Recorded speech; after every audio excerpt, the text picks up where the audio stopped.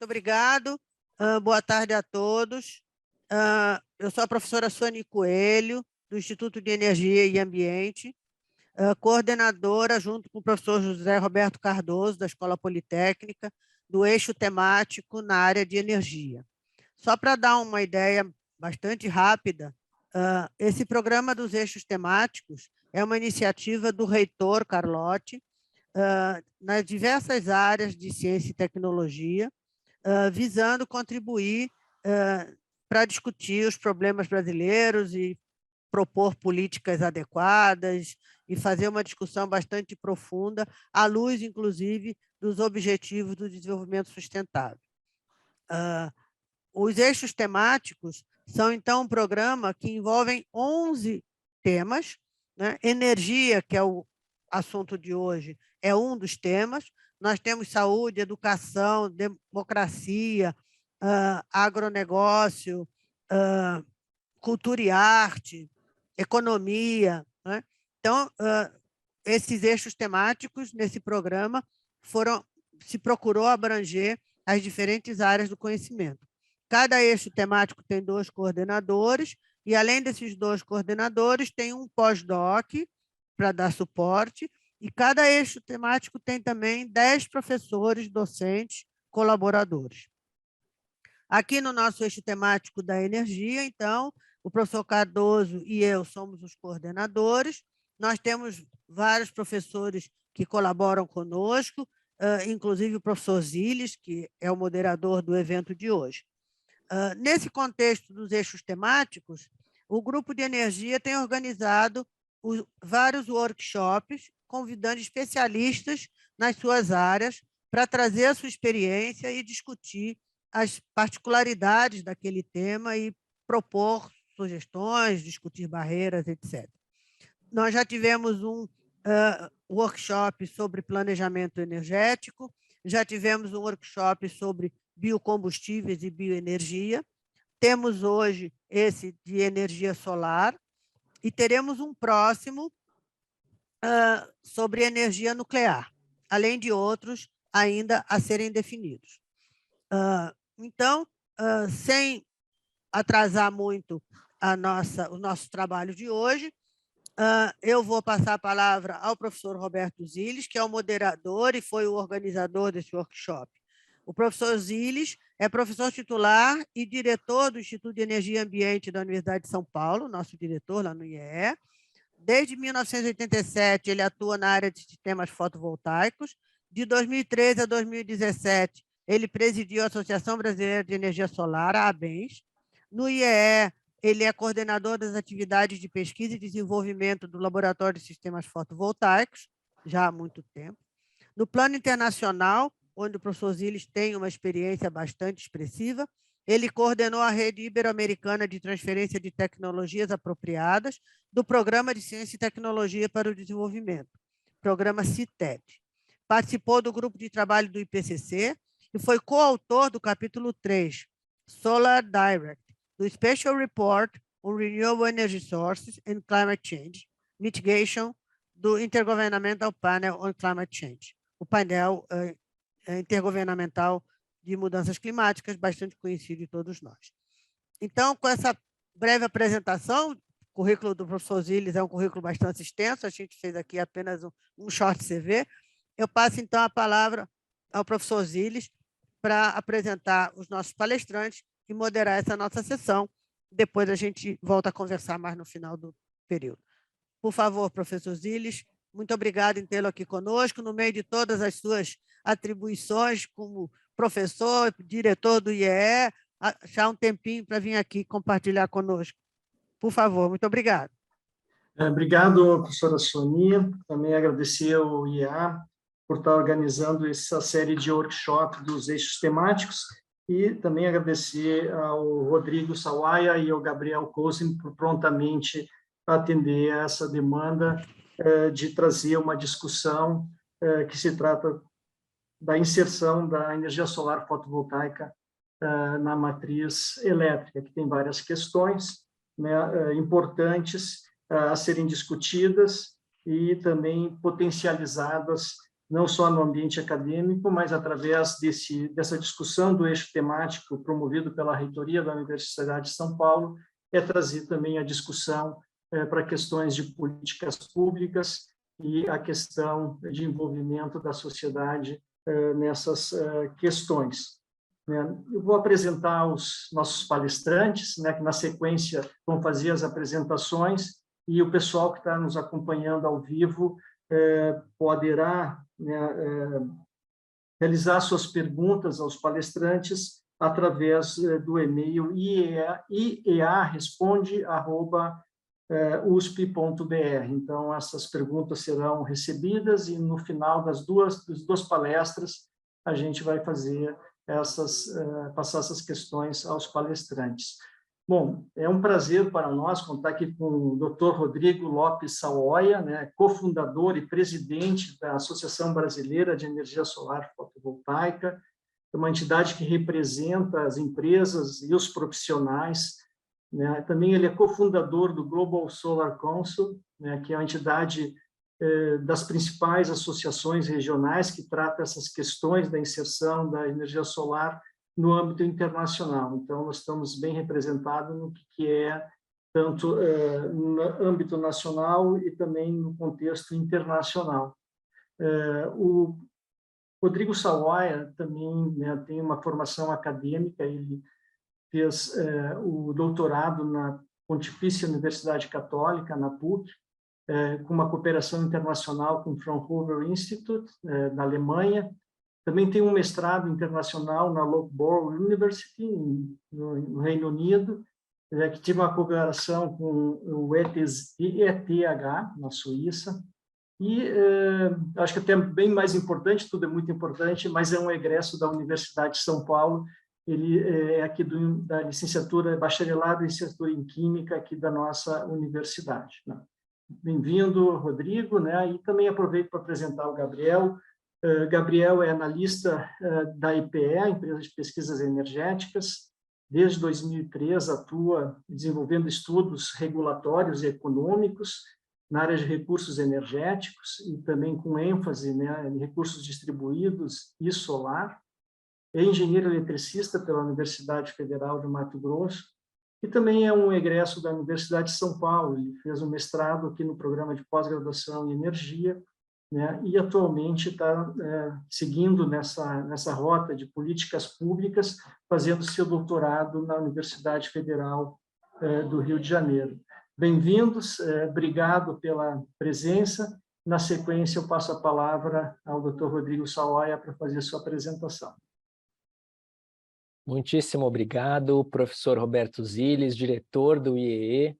Um orgulho para nós do setor fotovoltaico ter o professor Ziles, que é uma referência, moderando esse momento, e também como diretor, liderança no IEE da Universidade de São Paulo. Eu queria começar agradecendo ao IEA pela oportunidade de estar aqui com vocês hoje, desejar boa tarde a todos que nos assistem, cumprimentar o Gabriel Kontsen, que participará desse debate também, e o professor Ziles, que fará a moderação.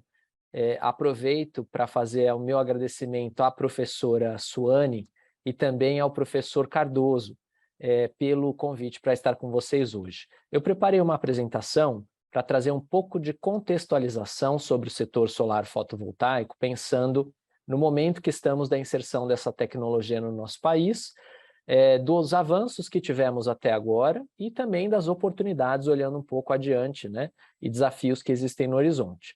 Então, eu vou começar aqui apresentando vocês primeiro a entidade que eu represento. Eu falo aqui em nome da AB Solar, é a associação que representa o setor fotovoltaico no Brasil e o setor fotovoltaico brasileiro no âmbito internacional. Nós fazemos o acompanhamento do mercado, as mudanças, por exemplo, em aspectos regulatórios, em aspectos normativos, em leis, em tributação, e também processamos essa informação, entregamos essa informação para o mercado, para o setor, para os nossos associados, e servimos como a casa do setor, um ponto de encontro e debate, para o setor discutir os seus desafios, as suas oportunidades e construir as suas propostas que a AB Solar apresenta aos tomadores de decisão, apresenta aos candidatos também a cargos públicos, de tal modo que a gente possa trazer e contribuir tecnicamente, mercadologicamente e com boas políticas públicas para o avanço da energia solar no nosso país. Eu vou falar um pouco, começar com um panorama olhando para fora do Brasil, olhando para o âmbito internacional. Para aqueles que talvez não acompanhem no dia a dia a tecnologia solar fotovoltaica, dizer que essa tecnologia, ela, graças ao avanço da ciência e da aplicação da ciência na prática, então uma contribuição relevante que a academia e que a pesquisa, o desenvolvimento e a inovação trazem para o setor, conseguiu reduzir o preço da energia solar de forma muito expressiva ao longo das últimas décadas. Se a gente comparar a década de 70, por exemplo, com agora, a década de 2020, o preço da energia solar caiu impressionantes 528 vezes desde 1975. Só nos últimos 10 anos, para mostrar que mesmo numa data mais recente, talvez no gráfico aqui pareça para vocês que os pontinhos em vermelho, eles já estão estagnando, mas não. Nos últimos 10 anos, o preço da energia solar caiu 90%. Então, realmente um avanço expressivo. Nós ainda estamos, do ponto de vista técnico e tecnológico, longe de atingir o limite de evolução da tecnologia. Temos espaço para aumento da escala produtiva, melhoria dos processos produtivos, melhoria da eficiência dos equipamentos. Então, a fonte solar, ela tem uma oportunidade muito grande de continuar evoluindo com o apoio da ciência e inovação, e esse setor é um setor que investe acima da média em pesquisa, desenvolvimento e inovação. Quando a gente olha agora especificamente para a realidade do Brasil e o que isso representa no caso da energia solar, isso já constava até da própria introdução desse evento, né, do material de divulgação do evento, a gente percebe que a energia solar hoje ela já não é mais uma ilustre desconhecida como era há 10 anos. Hoje a energia solar ela já é a terceira maior fonte da matriz elétrica brasileira. Nós, nesta semana, batemos a marca de 19 mil megawatts ou 19 gigawatts da fonte solar em operação no nosso país, e uma evolução que aconteceu de forma muito expressiva ao longo dos últimos anos. Aproveito para mostrar aqui para vocês por essa imagem como o nosso país ainda tem uma dependência muito grande da fonte hidrelétrica. Vejam que as usinas de geração a partir da fonte hidrelétrica, né, da fonte hídrica, representam mais de 53% da nossa matriz elétrica, mais de metade de todo o potencial de geração de energia elétrica do Brasil está concentrado na água, né? E isso pode representar um risco. A gente viu no final do ano passado uma crise hídrica pior dos últimos 91 anos, que obrigou o Brasil a fazer uso de todas as suas termoelétricas, importar energia de países vizinhos a preço de ouro, a valores elevados, justamente para evitar um racionamento. Então é fundamental que a gente possa, ao longo dos próximos anos, e aproveitando que nós estamos aqui com a presença do planejador, representado, né, a EPE, pelo Gabriel Kontsen, trabalhar inteligentemente, estrategicamente, para diminuir essa dependência hídrica, diversificar a nossa matriz, com segurança de suprimento sempre. Com o que a gente tem até o momento de energia solar no nosso país, nós já chegamos a praticamente 100 bilhões em investimentos. Com os números atualizados de 19 gigawatts que divulgamos essa semana, são 99,7 bilhões de investimentos já trazidos pelo setor de 2012 para cá, 570 mil empregos acumulados nesse período, somando os empregos gerados em cada ano, por volta de 27 bilhões de reais em arrecadação trazida ao poder público e mais de 27 milhões de toneladas de CO2, gás de efeito estufa, que deixou de ser emitida, que evitamos de emitir para gerar energia elétrica no nosso país, isso com a metodologia do Ministério de Ciência, Tecnologia e Inovação para fazer essa conta, já considerando a realidade específica da matriz elétrica brasileira, que, como vocês viram no slide anterior, ela é bastante renovável já, por volta de 83% renovável, mas ainda assim emite para gerar energia elétrica. E por isso, quanto mais a gente utiliza de fontes limpas e renováveis, que não tem essa emissão de gás de efeito estufa, menos a gente gera esse impacto ambiental que não fica restrito ao Brasil, mas ao mundo como um todo. Olhando ano a ano o desenvolvimento da solar fotovoltaica, a gente observa que até 2012 esse mercado era um mercado incipiente no nosso país. De fato, mesmo a partir de 2012, quando nós tivemos uma primeira regulamentação que permitiu com que as pessoas, a população, os pequenos negócios, os produtores rurais e os prédios públicos passassem a gerar a sua energia localmente com um sistema fotovoltaico no telhado de uma edificação, na fachada de um edifício, uma pequena usina de solo, mesmo lá, quando foi publicada essa regulamentação, o mercado, a sociedade demorou a responder. Foi efetivamente a partir de 2017 que a gente começa a ver um desenvolvimento mais forte dessa geração de pequeno porte, chamada geração distribuída, é a parcela em azul do gráfico, e nas usinas de grande porte a gente vê um salto a partir de 2017. Isso decorre do fato que em 2014 nós tivemos os primeiros leilões de energia solar de grande porte feitos pelo governo federal. Esses projetos que foram contratados em 2014 começaram a ser entregues em 2017. Por isso a gente vê esse pulo, né, para quase 1.000 megawatts que entraram em operação durante o ano de 2017 nas usinas de grande porte da chamada geração centralizada. E vejam também uma mudança interessante. Entre os anos de 2017 até 2019, o segmento de mercado que liderava a solar no Brasil eram essas grandes usinas fruto de leilão do governo federal. Mas a partir de 2020, essa tendência mudou e a geração solar de pequeno porte, a geração distribuída, passa a liderar esse crescimento do mercado, né? A geração de grande porte, as grandes usinas continuaram crescendo e até acelerando em relação aos anos anteriores, como a gente pode ver nos números mais recentes. Ela, inclusive, as grandes usinas bateram 6 gigawatts também essa semana, né? E a geração distribuída passa a liderar o mercado com mais ou menos 2/3 dessa potência total, 67% aproximadamente, contra 1/3 da geração de grande porte da centralizada. A última linha desse gráfico é a projeção que a Absolar lançou no início desse ano para os números de mercado até o final de 2022. E nós não estamos tão longe das projeções que a Absolar fez, né? Uma vez que esses dados estarão consolidados só no final do ano, ainda há um espaço de crescimento possível.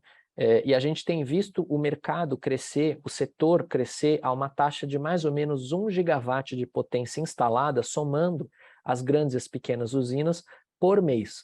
Então, nessa velocidade, a gente deve encerrar o ano muito próximo das projeções que a Absolar havia feito no início desse ano. Para 2050, olhando para o futuro, esse horizonte da solar ele é ainda mais brilhante. Então, a gente vê pelo gráfico anterior, vou voltar mais uma vez, um mercado de crescimento exponencial que começou de forma suave, lenta e deu um salto a partir especialmente de 2017, um crescimento na prática de praticamente dobrando, né, quase dobrando o mercado a cada ano, próximo disso. Mas o futuro é ainda mais interessante. Quando a gente olha para 2050, a gente percebe que os analistas de mercado, como a Bloomberg Nef e outros, DNVGL, HS Market e outros, apontam que a fonte solar fotovoltaica possa se tornar a fonte número 1 do nosso país. Atingir, portanto, uma potência total instalada superior até mesmo à das hidrelétricas, que vão continuar crescendo. As outras fontes também, a eólica vai crescer, a biomassa, o armazenamento, porque o Brasil ele continua com uma demanda crescente de energia elétrica ao longo dos próximos anos. Mas, apesar disso, a solar cresce a taxas mais aceleradas, e a somatória das grandes e pequenas usinas pode representar até 2050 32% da matriz, ou seja, quase 1/3, ante a 30% das hidrelétricas, ajudando a diversificar o suprimento, naquela ideia de poder reduzir a nossa dependência dos recursos hídricos, preservar, guardar água dessas hidrelétricas nos reservatórios para usos estratégicos, não só para a geração de energia elétrica, mas também para habitação, para a agricultura, também para a indústria, também para o consumo humano, também para atividade de comércio e serviço. E aí pode vir uma pergunta, né? Será que a matriz elétrica vai parar de pé? Essa era uma outra das questões temáticas que foram trazidas aqui no planejamento desse evento. Será que a matriz para de pé? Muito bem. Quanto que a gente consegue avançar nessas fontes renováveis para que essa matriz não se desestruture, desestabilize ou fique insegura para os consumidores. Pensando nisso, né, a GIZ, que é a Agência de Cooperação Alemã do governo alemão, ela desenvolveu um estudo em conjunto com o Ministério de Minas e Energia, a EPE, o Operador Nacional do Sistema, avaliando quanto que a matriz elétrica aguenta de integração, de penetração, como a gente costuma dizer, das fontes renováveis variáveis, basicamente solar e eólica na matriz, né? E o estudo mostrou, ele está disponível publicamente no site da EPE, ele mostrou que é possível operar a matriz mesmo com uma penetração instantânea, quer dizer, em momentos específicos do dia, que chegam até 70% de suprimento dessas fontes renováveis, né? Um valor bastante significativo. E que isso é possível se fazer mantendo o sistema de pé, ou seja, operando com segurança, estabilidade e confiabilidade. Na análise desse trabalho, partiu-se de um horizonte lá em 2016 em que a solar e a eólica juntas representavam menos de 7% da matriz. E eles fizeram uma análise ampliando a presença dessas fontes renováveis até um horizonte sem data definida, chegando lá em 41,5% de participação na matriz só de solar mais eólica, as duas fontes juntas representando, portanto, mais de 40% da matriz elétrica. E a matriz parou de pé, né? Então, é possível operar essa matriz, isso seria equivalente a números recentes por volta de 4 vezes, um pouquinho menos de 4 vezes, o que a gente tem hoje de solar e eólica, então temos muito espaço para continuar ampliando a participação dessas fontes renováveis ditas variáveis na nossa matriz elétrica, sem prejuízo da confiabilidade, da segurança, da estabilidade e da competitividade, inclusive contribuindo para a competitividade, especialmente quando a gente considera que essas fontes, hoje, elas não são apenas limpas, mas elas são também muito competitivas no Brasil e cada vez mais no mundo.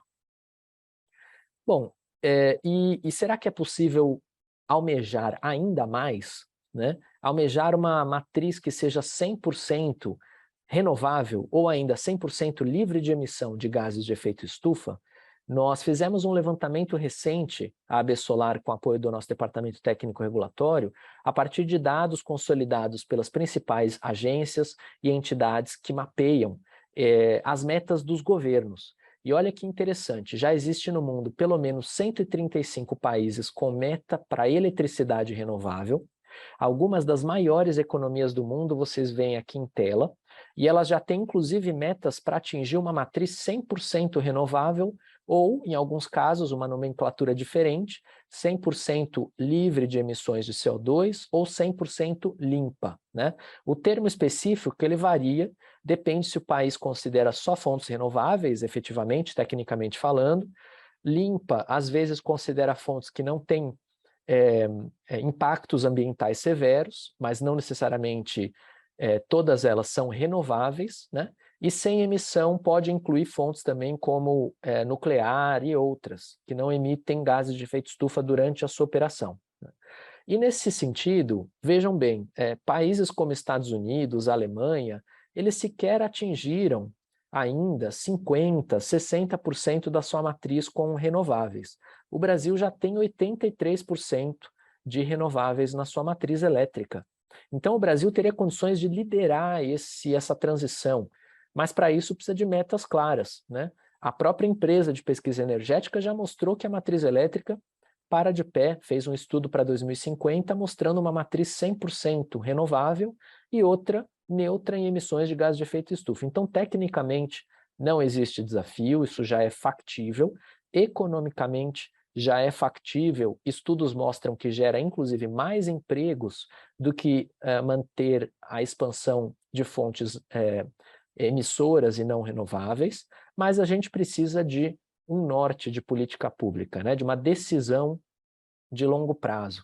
E isso aqui no Brasil ainda falta, né? Então, um debate interessante para ser feito é quem teria a responsabilidade de estabelecer essa diretriz. Será que é o governo federal? Será que é o Congresso Nacional? Será que é a sociedade pressionando por essas medidas? Então, a gente acredita aqui na AB Solar que o Brasil tem uma grande oportunidade que ele não pode desperdiçar e que ele deveria estabelecer uma meta talvez até mais ambiciosa do que Estados Unidos ou Alemanha, que hoje estão atrás do Brasil do ponto de vista de renovabilidade. E falando especificamente dos segmentos de mercado, a gente tem dois principais que eu já havia citado para vocês, a geração distribuída, que vocês veem alguns exemplos de geração distribuída junto a casas populares, ajudando a desmistificar aquela ideia de que energia solar é coisa de rico, não é, e os números de mercado já mostram isso. Também em edifícios públicos que podem reduzir os seus custos recorrentes e melhor utilizar o nosso dinheiro público, né, fruto de impostos, para gerar benefício para a sociedade. Esse é um exemplo no Ministério de Minas e Energia, e sistemas na área rural, em produtores rurais, mas também em comércio, indústria, em serviço e, é claro, na casa das pessoas ao redor do país. Essa geração distribuída ela não está limitada à energia solar. Hoje, a regulamentação e a lei que foi publicada no início desse ano, a Lei 14.300 de 2022, ela é aberta a todas as fontes renováveis. Mas a solar ela é de longe a maior e a que lidera esse mercado, com 98% de toda essa potência instalada.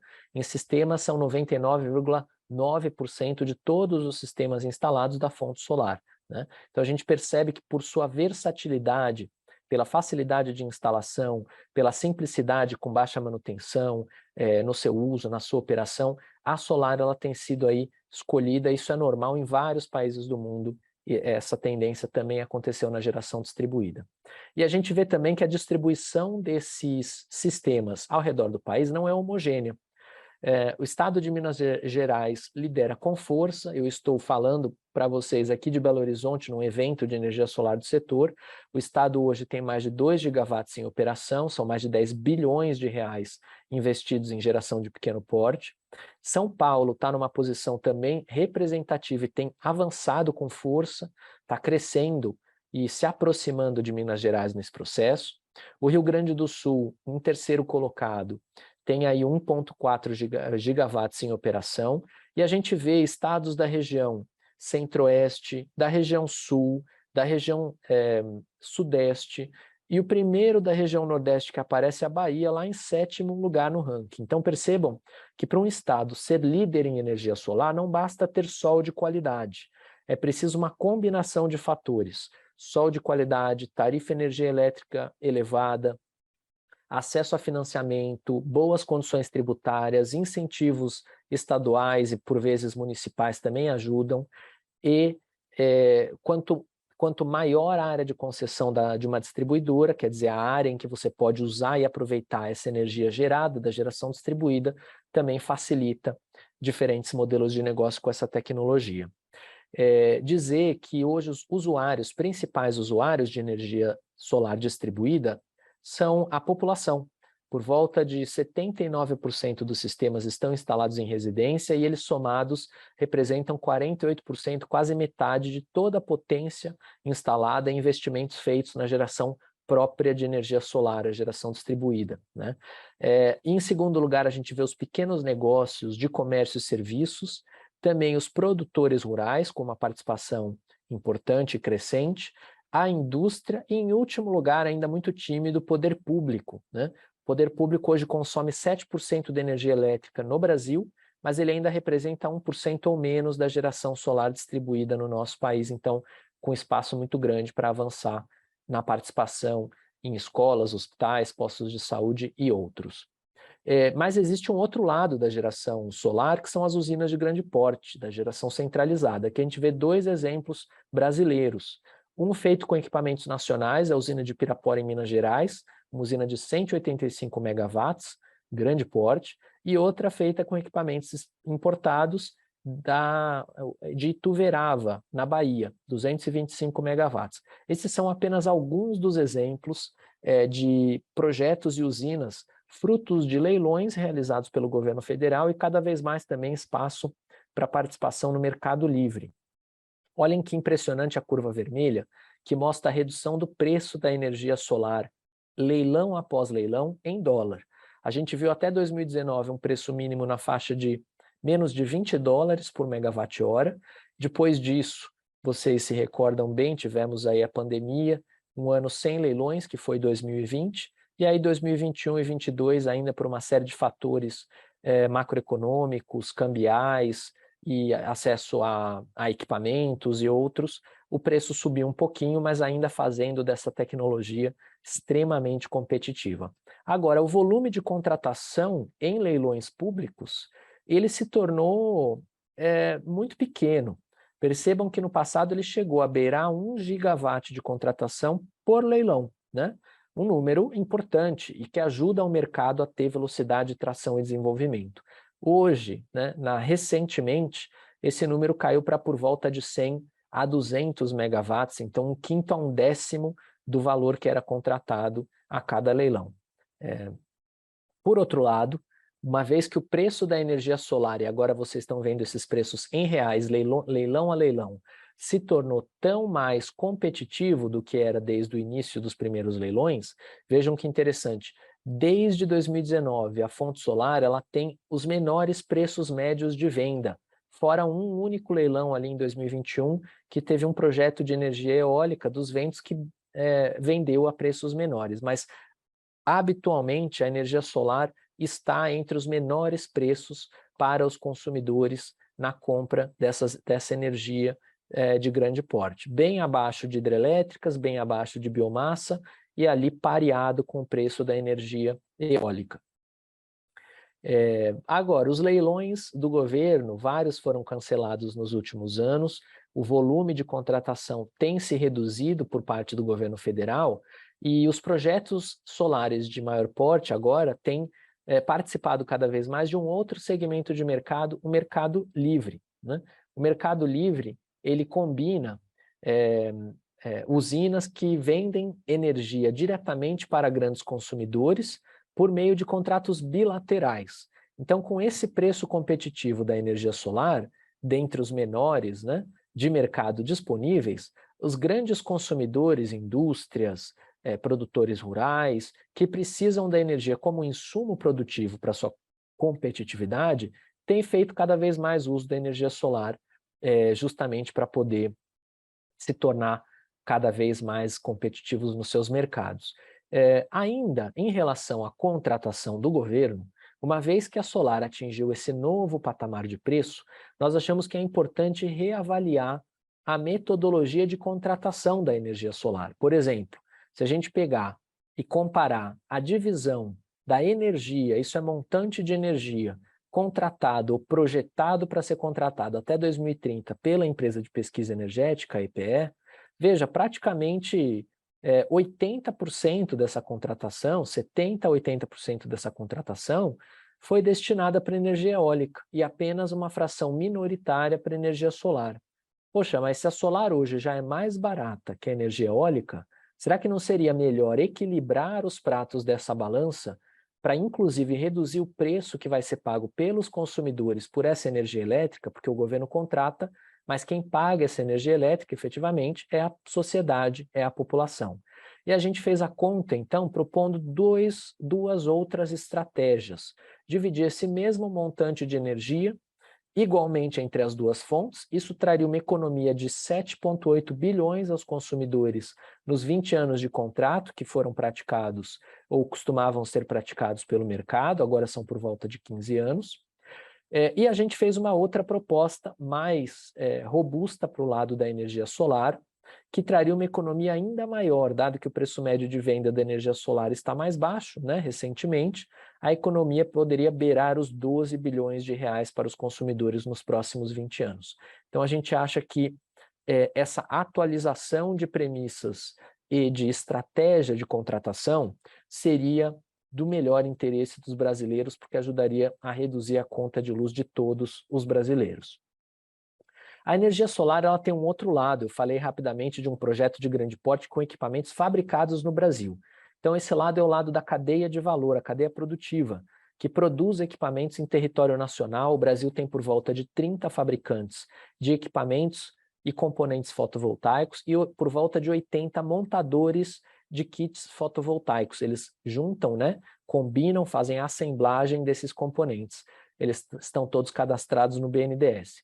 Mas hoje a cadeia nacional ela ainda enfrenta um desafio muito grande para manter a sua competitividade.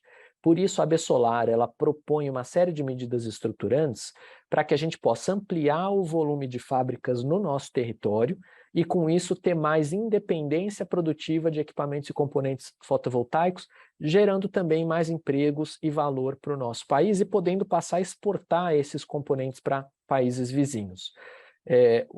Para isso, a gente precisa equilibrar os encargos e os impostos cobrados sobre as matérias-primas, reduzir custos de energia elétrica e logística para essas fábricas e racionalizar também a carga tributária sobre empregos e as matérias-primas utilizadas pelo setor. Também achamos que ajudaria muito nesse processo linhas de financiamento que valorizem produtos nacionais e o poder público fazer compras valorizando produtos feitos no Brasil, de tal modo que uma escola, um hospital, um posto de saúde privilegiasse o uso de equipamentos produzidos no território nacional. Já caminhando para perto do meu encerramento, dizer para vocês que a Absolar tem se desdobrado aqui para aprofundar uma outra área importante do mercado, de grande oportunidade, que é a área de armazenamento de energia elétrica.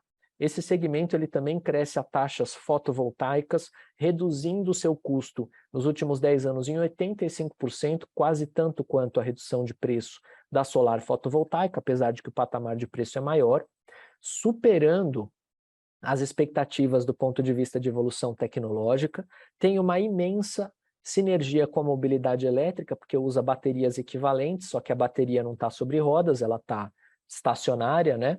Estacionada, parada num determinado local, e por conta disso, da oportunidade que a bateria tem de prestar muitos serviços e benefícios para o setor elétrico em vários eixos, a Absolar constitui uma força-tarefa que tem trabalhado para identificar os principais desafios do mercado e consolidar propostas para que a gente traga ao setor público. Fizemos um estudo de mais de um ano de trabalho, esse estudo está publicado, é o nosso estudo de inserção de tecnologias de armazenamento no Sistema Interligado Nacional. Aqui a gente identificou várias ações que podem ser feitas no âmbito regulatório, tributário, legal, acesso a financiamento e outros, e também espaços em que é necessário regulamentação específica, a permissão de participação do armazenamento em leilões de capacidade, a possibilidade do uso dessa tecnologia atrás do medidor com padronização de formulários e requisitos. Hoje as distribuidoras, cada uma tem uma visão sobre o assunto. Também a possibilidade de aproveitar a bateria para postergar a necessidade de novos investimentos em infraestrutura de transmissão e distribuição. O uso dessa tecnologia junto a sistemas isolados para levar energia elétrica para as regiões do Brasil e a população brasileira que não está conectada às redes. Mais de 1 milhão de pessoas, especialmente na região amazônica, estão nessa situação hoje, e ainda a prestação de uma série de serviços ancilares e de suporte à rede elétrica que ajudam a melhor operar essa rede de forma mais eficiente. Eu gostaria de finalizar fazendo um agradecimento aos por volta de 800 associados que nós temos hoje na Absolar e que apoiam as nossas atividades e participam das nossas reuniões, grupos de trabalho, nos permitem avançar e fazer esse trabalho em prol de um Brasil cada vez mais conectado à energia solar. Queria convidá-los para que possam estar próximos de nós também, fazer parte da associação, e deixar aqui o meu agradecimento mais uma vez ao IEA da Universidade de São Paulo, à USP, por essa oportunidade de estar trazendo essas informações e conhecimentos a vocês. Desculpem ter passado o tempo, muito obrigado pela atenção. Obrigado, Rodrigo Sawaia, pela excelente apresentação e nos dando uma visão bem ampla e, além de ampla, bastante cirúrgica no que está acontecendo no setor elétrico, ou seja, na produção de eletricidade, sobretudo apontando esse potencial da inserção do fotovoltaico na matriz. Dando sequência, eu passo a palavra ao Gabriel Kozen para fazer sua apresentação, e lembrando aos que estão assistindo, para caso tenham pergunta, enviar para o iearesponde@usp.br, que ao final da apresentação do Gabriel, a gente vai iniciar o ciclo de debates e levar essas perguntas aos palestrantes. Olá, boa tarde a todos. Queria agradecer também o convite da USP, poder retornar, não é, depois de ter feito o mestrado e estar aqui compartilhando a mesa com grandes colegas aqui, o Rodrigo Sawaia, queria cumprimentá-lo, parceiro aí de vários eventos, várias mesas de debate, e o Zilis também, que foi meu orientador, uma grande referência em energia solar aqui no Brasil. Eu vou também compartilhar uma apresentação.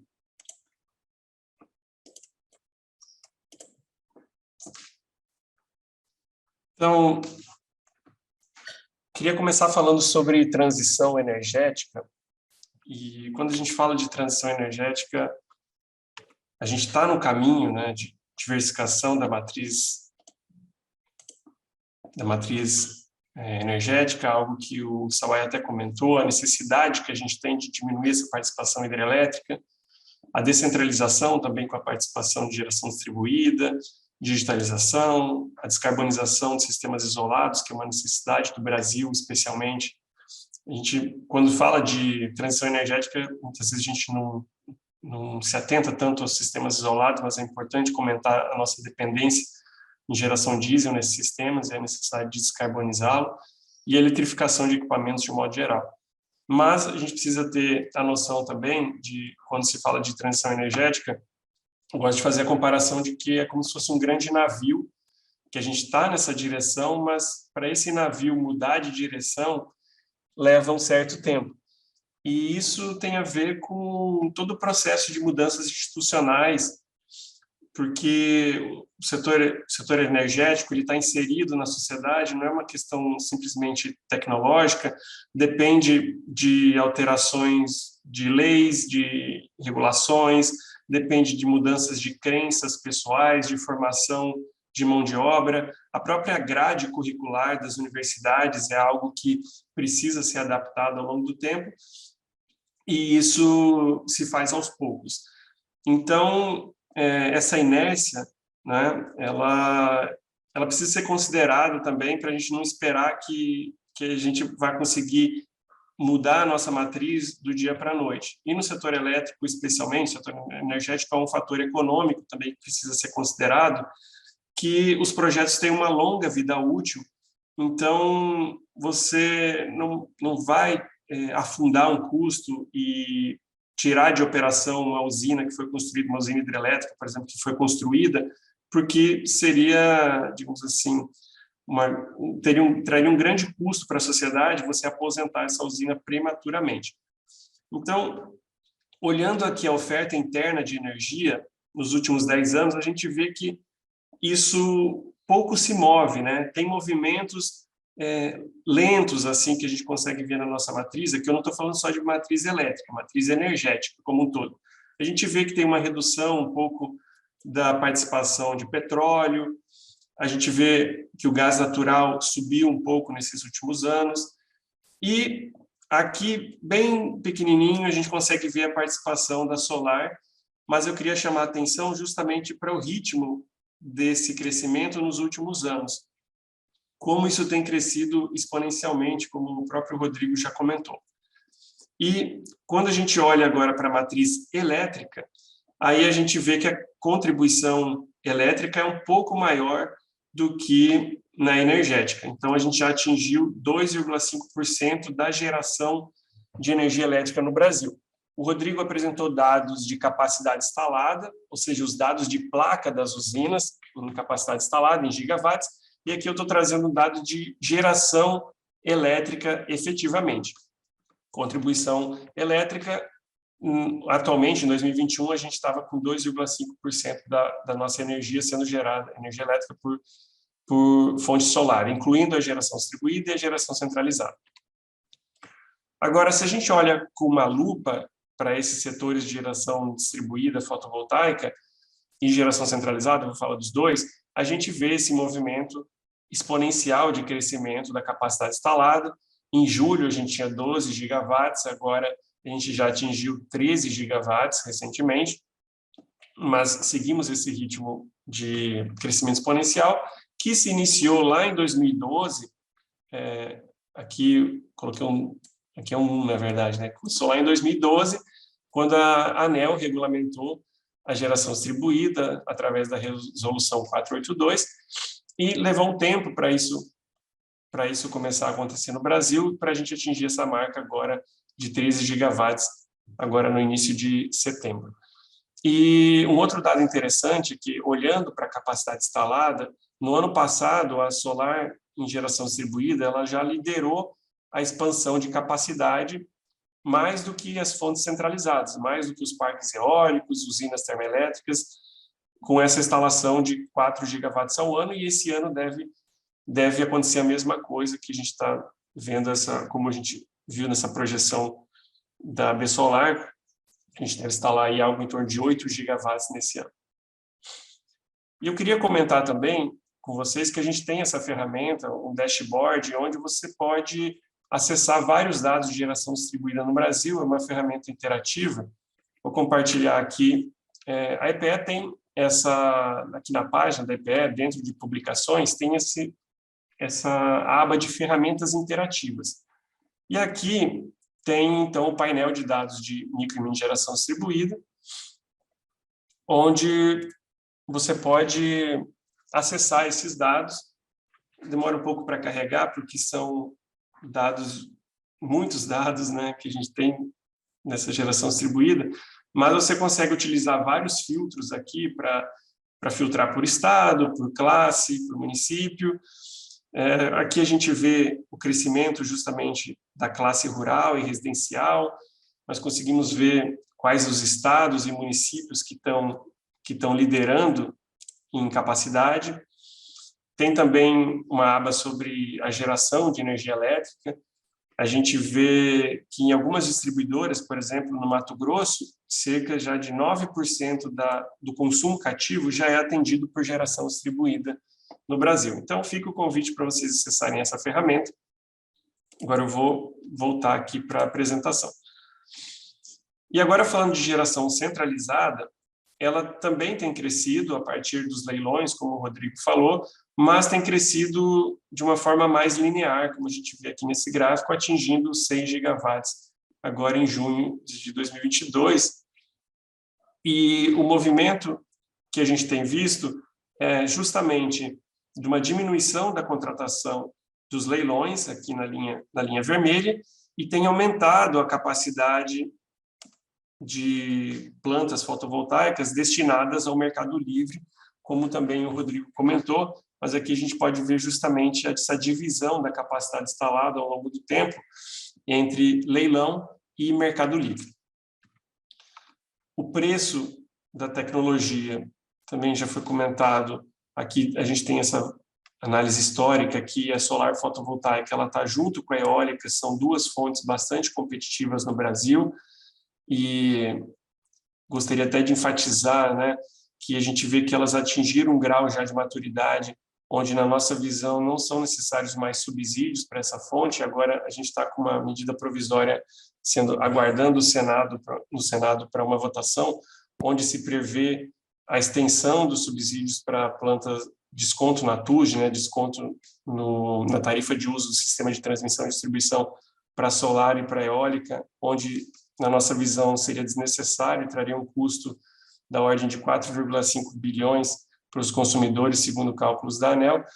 Então, esse gráfico aqui reforça a mensagem de que são fontes já bastante competitivas e a gente não precisa mais de subsídios para esse tipo de tecnologia.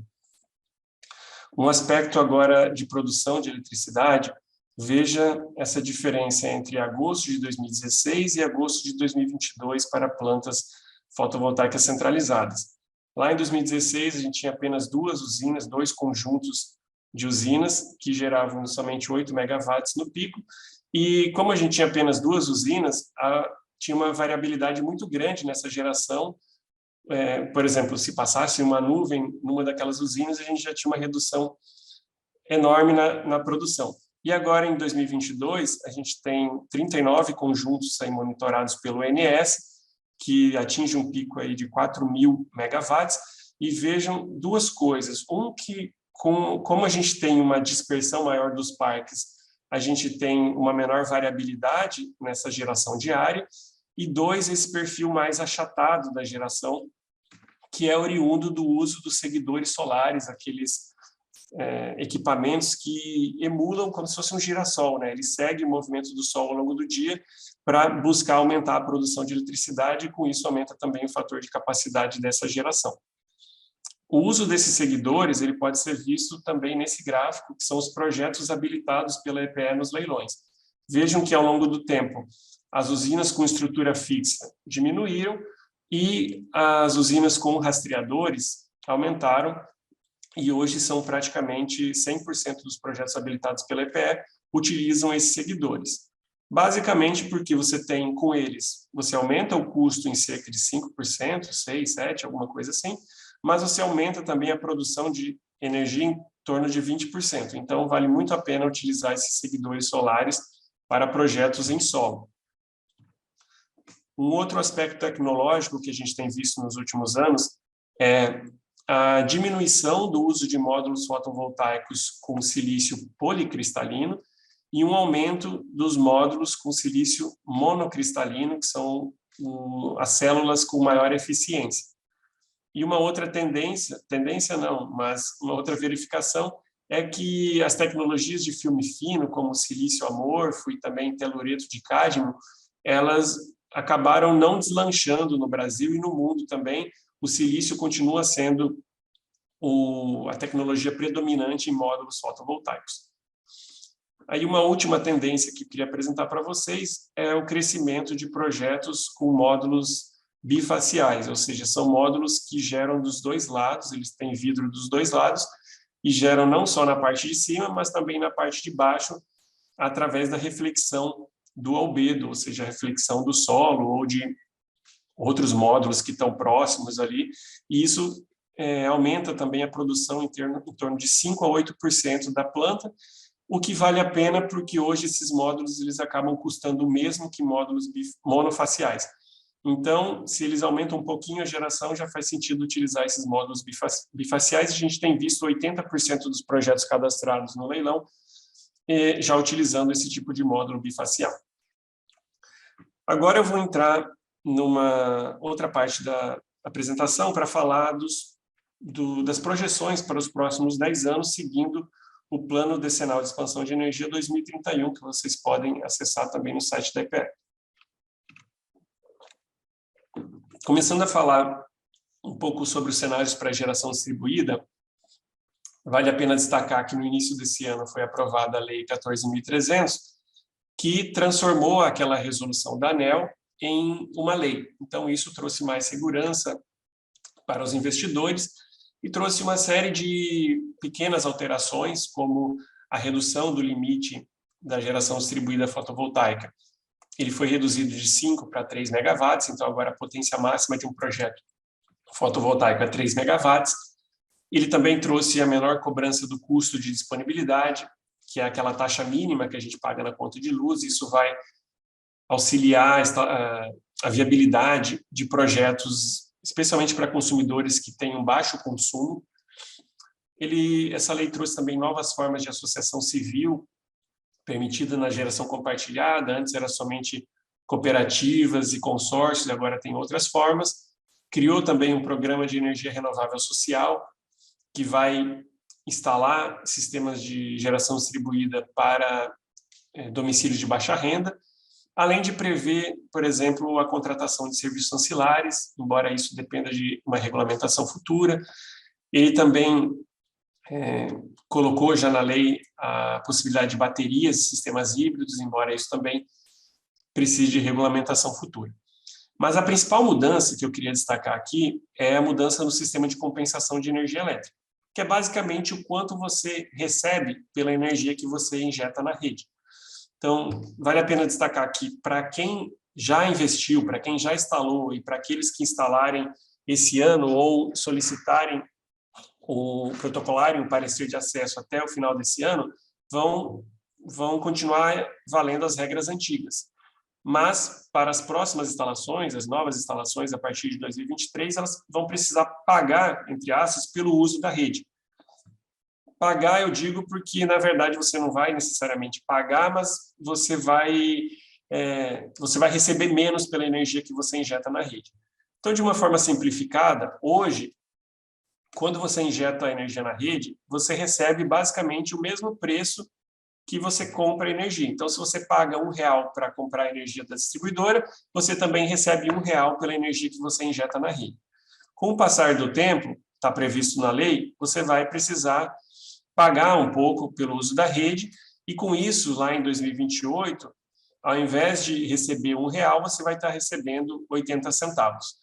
E aí, a novidade é que, a partir de 2029, o quanto o gerador vai receber dependerá de um cálculo de custos e benefícios.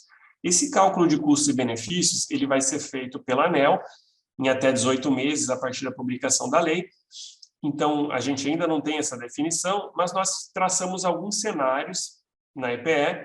O cenário referência é a continuidade aqui na faixa de 75 a 80 centavos por quilowatt-hora, que só fazendo uma referência, né, ao 100%, não é exatamente esse valor. Mas ele pode ser tanto menor quanto maior. Então, nós simulamos todos esses casos e, em termos de capacidade instalada, nós temos que a gente pode atingir, em 2031, para a geração distribuída, algo em torno de 27 a 47 gigawatts de potência instalada. Ou, em termos de adotantes, unidades consumidoras, a gente está falando de 3 milhões de consumidores ou 5 milhões de consumidores, sendo que o cenário referência a gente considera algo na faixa de 4 milhões de consumidores com geração distribuída em 2031. Eu gostaria de destacar também que, falando agora de taxa interna de retorno dos projetos, vejam como que o retorno dos projetos aumentou nos últimos anos, com essa questão da redução do custo dos equipamentos que a gente viu, apresentada pelo Rodrigo Sawaia, e a gente prevê que, mesmo com essa mudança da regulamentação, essa cobrança pelo uso da rede que eu comentei, ainda assim os projetos vão ser muito atrativos investir num projeto de geração distribuída, chegando aí uma taxa interna de retorno na faixa de 25% ao ano, variando de acordo com a distribuidora, podendo chegar até 40% em alguns casos. Já para os projetos comerciais em alta tensão, como esses consumidores já pagam pelo uso da rede, eles não vão ter que pagar algo a mais. Então, nesse caso, a gente vê ainda um aumento da taxa interna de retorno ao longo dos próximos anos. Então, a mensagem aqui é que investir em geração distribuída no Brasil vai continuar sendo atrativo, mesmo com essa nova lei que foi aprovada no início do ano. Agora, trazendo mais detalhes sobre o cenário de referência do PDE, a gente vê aqui, por estado, que São Paulo e Minas Gerais lideram a expansão nesses próximos 10 anos, sobretudo pela questão do número de domicílios em São Paulo, que é líder no Brasil, né? Então isso deve puxar essas instalações, mas também em Minas Gerais, por questões aqui de isenção de impostos, irradiação em Minas Gerais, tem alguns fatores que colaboram também para essa região sudeste aqui ser destaque da expansão nos próximos 10 anos. A fonte fotovoltaica, ela continua sendo a líder da expansão nesses próximos 10 anos, e quando a gente fala de geração de energia, considerando não só a fotovoltaica, mas todas elas, a gente vê aqui uma contribuição energética em 2031 similar a uma usina de Itaipu. Então, a gente pode ver como que essas usinas contribuem nos próximos 10 anos. E agora, olhando para uma fotografia geral da nossa matriz nos próximos 10 anos, não só de geração distribuída, a gente vê como que evolui cada fonte nas nossas projeções. Então, aqui do lado esquerdo, a gente tem o que era hoje, o que era em 2020, quando a gente fez o plano, e o 2021, quando a gente fez o plano, e em 2031, qual que é a nossa projeção. Vejam que a geração distribuída, ela lidera com um aumento aqui de 30 gigawatts de capacidade instalada nesses próximos 10 anos. Em hidráulica, por exemplo, a gente vê um aumento pequeno de novos projetos, e em solar centralizada, aquelas fazendas solares, vejam que tem uma indicação de apenas 6 gigawatts para a fonte solar centralizada. e isso tem uma razão que eu vou discutir agora nos próximos slides. Lá em 2021, na Lei 14.182, a Lei de Privatização da Eletrobras, acabou sendo incluído também uma contratação determinativa de 8 gigawatts de termoelétricas a gás natural e 2 gigawatts de PCH. Então, o nosso Congresso Nacional incluiu nesse primeiro artigo essa contratação obrigatória de termoelétricas a gás natural. E, com isso, ele acabou engessando, digamos assim, a expansão para os próximos 10 anos. Vejam que 50% da necessidade energética para os próximos 10 anos, ela já acaba sendo atendida por essa geração a gás natural e pelas PCHs também. Então, com isso, sobra esses demais 50% que são, então, rateados, aí são então, otimizados pelos modelos que a gente utiliza na EPE. No entanto, e com isso, né, nesse cenário aqui, a gente tem uma pequena contribuição da geração solar, uma pequena adição de geração solar centralizada. No entanto, a gente fez também uma simulação do cenário livre, ou seja, se não houvesse essa contratação determinativa de usinas a gás natural e PCHs, qual seria a expansão ótima da matriz elétrica brasileira?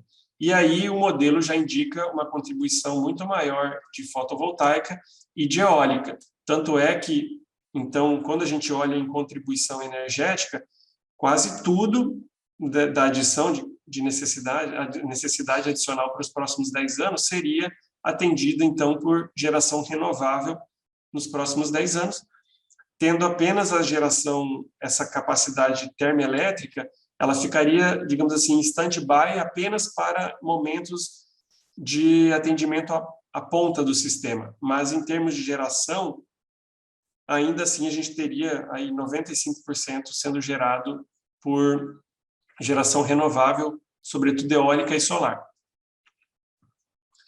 Algo que eu queria destacar também nesse nosso plano é o planejamento da transmissão. Quando a gente fala da inserção de eólica e solar, se faz necessário um parque robusto, uma infraestrutura robusta de linhas de transmissão para poder escoar essa energia, especialmente entre a região Nordeste e região Sudeste. E o Plano Decenal de Expansão de Energia está prevendo mais 34 mil quilômetros de linhas de transmissão e 120 mil MVAs em subestações, justamente para reforçar a infraestrutura de transmissão e possibilitar que a gente faça esse escoamento de eletricidade no Brasil.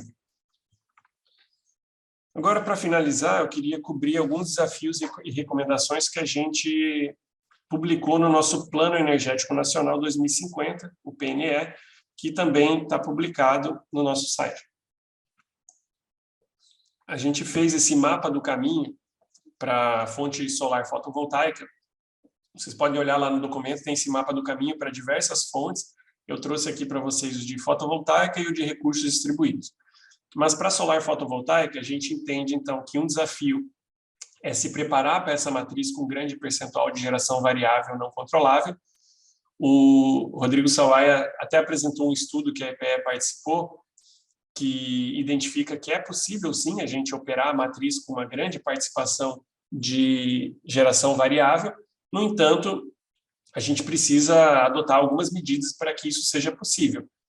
E, dentre as medidas que a gente colocou, algumas recomendações, a gente considera, por exemplo, o desenvolvimento de ferramentas para a previsão da geração solar, especialmente quando a gente fala de algo de curto prazo, previsão diária, previsão mensal, ou seja, a operação do sistema elétrico mesmo, como que a gente pode, o quanto que a gente pode contar com a geração solar para o dia de amanhã, ou para esse mês, por exemplo, para a gente poder fazer nosso planejamento da operação. Então, até o ONS lançou recentemente uma contratação de uma consultoria para elaborar um modelo de previsão para esse caso. Então, a gente está caminhando nessa linha, mas fica essa recomendação, de modo geral, para os acadêmicos, para quem estiver pensando em fazer tese, alguma coisa nesse sentido, para contribuir nessa linha. Algo que a gente também incluiu é incorporar melhoria aos estudos socioambientais, para incluir também efeitos cumulativos quando a gente fala de projetos híbridos. Por exemplo, se for construído um projeto solar e eólica, como que você analisa o impacto conjunto desse projeto híbrido, as sinergias entre esses projetos? Então, isso precisa ser considerado também nos próximos anos. Além disso, a gente colocou a integração de planejamento da expansão com o planejamento da transmissão. Nós sabemos que o desenvolvimento de uma planta fotovoltaica, ela é mais rápido, é mais curto o desenvolvimento do que um projeto de transmissão. Então, a gente precisa, por exemplo, na IPE, fazer estudos prospectivos para saber onde que serão instaladas usinas fotovoltaicas para conseguir antecipar o planejamento da transmissão para conseguir escoar essa geração no futuro. Então, como tem esse descasamento, digamos assim, de prazo entre as duas coisas, a gente precisa de estudos prospectivos para saber onde que será instalada essa geração solar nos próximos anos. E um outro desafio que nós incluímos é lidar com o descarte e reciclagem de equipamentos. Os módulos fotovoltaicos têm uma vida útil aí de 25, 30 anos, então se espera que no final da vida útil muitos módulos sejam descartados e a gente precisa saber lidar com esses equipamentos, saber destinar eles para um local adequado. Hoje nós já temos no Brasil uma empresa que realiza a reciclagem. No entanto, nós entendemos que a responsabilidade de quem vai fazer essa destinação, quem vai lidar com esse descarte, ainda é um pouco difusa, ainda não está tão claro para a gente. Existe uma responsabilidade compartilhada, mas, por exemplo, especialmente para a geração distribuída, quem vai lidar com o descarte desses equipamentos? É algo que a gente precisa pensar um pouco melhor para os próximos anos. E, relacionado aos recursos energéticos distribuídos, nós temos como desafio esse dilema entre uma maior desagregação, querendo descentralizar mais os sistemas, mas, por outro lado, nós temos custos de transação ao lidar com essa multiplicação de dados, com essa multiplicação de clientes, multiplicação de faturas, tudo isso precisa ser considerado, e também como desenhar o mercado para receber esses recursos e remunerá-los adequadamente. Então, por exemplo, a gente colocou aqui que o desenho de mercado ele precisa ser feito com uma melhor alocação de custos e riscos de acordo com para a expansão sustentável dos REDs. Então, a Lei 14.300 ela já caminha nessa direção, tentando equalizar melhor os custos e benefícios desses recursos na nossa matriz, mas a gente precisa incluir também outros recursos distribuídos, como as baterias, resposta à demanda, os veículos elétricos e assim por diante. E a definição de uma transição para um modelo mais descentralizado, que nesse caso, especificamente, a gente está falando de uma abertura do mercado livre, onde qualquer consumidor possa comprar sua própria energia, inclusive comprar a energia do seu vizinho através de transações peer-to-peer. Como desafio, a gente também incluiu a garantia de qualidade das instalações. Então, nós temos aí hoje mais de 1 milhão de instalações em telhados, e em alguns casos nós vemos alguns incêndios, alguns destelhamentos, e então essas instalações precisam ter qualidade, a gente precisa ter certificação dessas instalações, dos instaladores, algo que a AB Solar já está contribuindo, eles lançaram um programa de certificação de instaladores recentemente, eu acho bacana esse tipo de iniciativa. E, de um modo geral, a gente vai ter que lidar com maior incerteza no planejamento. Antigamente, nós contratávamos tudo via leilão, então o governo federal, digamos assim, tinha controle sobre a expansão, e agora nós temos essa expansão via geração distribuída, onde o governo federal não tem como precisar onde será instalado essa geração distribuída, e o montante que será instalado também é bastante incerto. Então, são necessários aprimoramentos metodológicos e o uso também de dados mais granulares por parte do planejamento para que sejam aprimorados esses nossos modelos e o nosso planejamento. E aqui eu queria aproveitar, então, já que a gente está nesse fórum aqui na USP, comentar que é justamente muito oportuno a contribuição da academia para trazer esses aprimoramentos que o planejador precisa, seja via a própria contribuição via consulta pública, onde a gente publica todo ano esses planos e abre para contribuição da sociedade, mas também através de convênios, cooperações. Esse tipo de iniciativa seria muito benéfica para o aprimoramento do planejamento. Então, eu queria concluir com essa mensagem de que, fazendo uma referência lá ao início da apresentação, quando eu falei que o setor elétrico, o setor energético é um grande navio, ainda nessa comparação, né, que para a gente efetivamente caminhar na direção dessa transição energética, a gente precisa que todos os agentes estejam remando aí numa mesma direção, contribuindo para a gente atingir, para a gente seguir esse caminho da transição energética, e a contribuição da academia ela é muito bem-vinda. Então, com isso eu encerro e passo a palavra novamente para o moderador, para o Zilis. Obrigado. Obrigado, Gabriel Tozin, pela excelente apresentação, também mostrando um panorama bastante interessante e otimista, né, para toda a sociedade brasileira e para todos, né, com as possibilidades de inserção de energias renováveis, em particular a energia solar fotovoltaica, que é objeto aí desse seminário promovido pelo Instituto de Estudos Avançados. Bom, a gente tem, provavelmente vai entrar aqui no chat com a gente alguns professores, né, que se tiver alguma pergunta pode dirigir diretamente a vocês, mas nós temos aqui uma pergunta, tá, que vem da professora Suani, ela pergunta, bom, né, nós temos todo esse potencial, tá, que foi mostrado aí, mesmo nos cenários mais otimistas, ou até no cenário conservador, ele é bem importante, né, revela, né, um impacto que vai ter na sociedade, seja a geração de empregos, limpeza da nossa matriz, no caso a matriz elétrica, mas ela faz uma pergunta, né, que aperfeiçoamentos na legislação deverão ser propostos, né, para que esses potenciais, né, sejam realmente atingidos. Fiquem à vontade, né, para ser dirigido aos dois, né? Então, posso começar?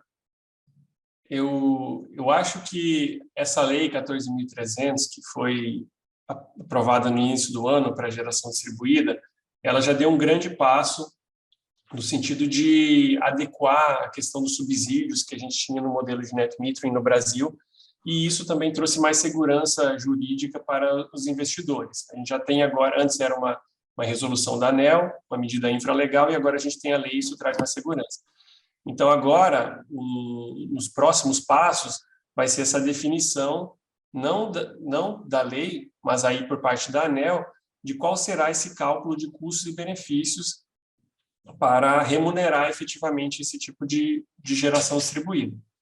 Na geração centralizada, eu acho que a gente está vendo justamente essa transição onde o modelo de leilões ele acaba tendo menos importância, então não depende tanto de contratação do governo para a instalação, e sim o mercado sendo cada vez mais liberalizado. A gente está vendo o Ministério abrir uma consulta pública para abrir o mercado livre para os consumidores de média tensão hoje, e já antevendo a possibilidade de abertura do mercado livre para projetos para consumidores de baixa tensão, que é o que eu comentei na minha apresentação como algo desejável, que todo consumidor possa escolher sua própria energia.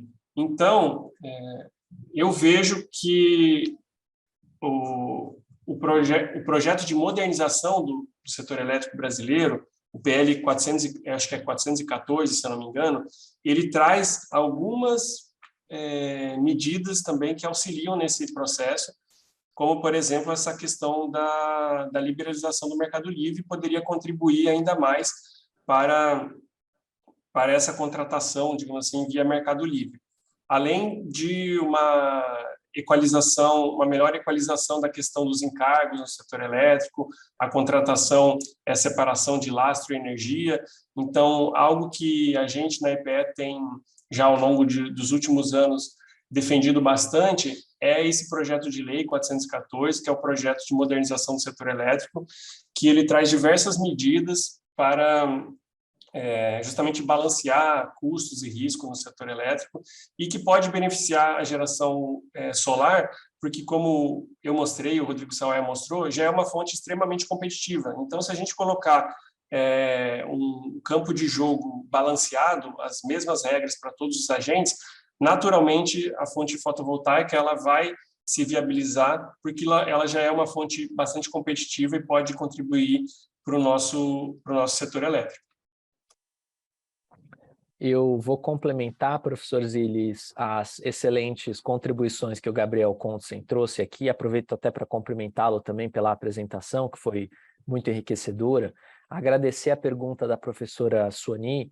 Eu traria os seguintes pontos, professora, que a gente identifica aqui pela Absolar, pelo setor solar fotovoltaico, que são focos do nosso trabalho aqui nos próximos meses e anos. Primeiro, a implementação infralegal da Lei 14.300 de 2022. Né? Infelizmente, o Brasil tem um histórico de fazer leis muito bonitas no papel, que na prática dificilmente são implementadas como se esperava.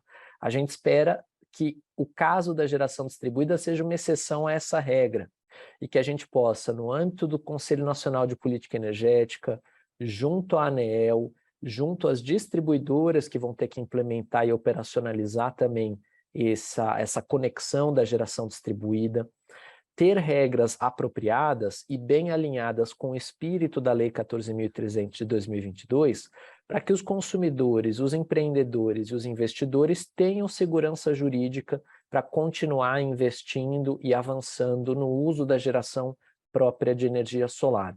Outra coisa importante é a gente construir essa mesma lógica, esse mesmo raciocínio para o armazenamento. Hoje o armazenamento de energia elétrica não possui um marco regulatório ou legal bem estabelecido. Então os empreendedores eles têm interesse na tecnologia e ela já tem até viabilidade econômica em algumas implementações, por exemplo, baterias substituindo o uso de geradores a diesel. Tem um ganho ambiental, mas tem um ganho econômico importante.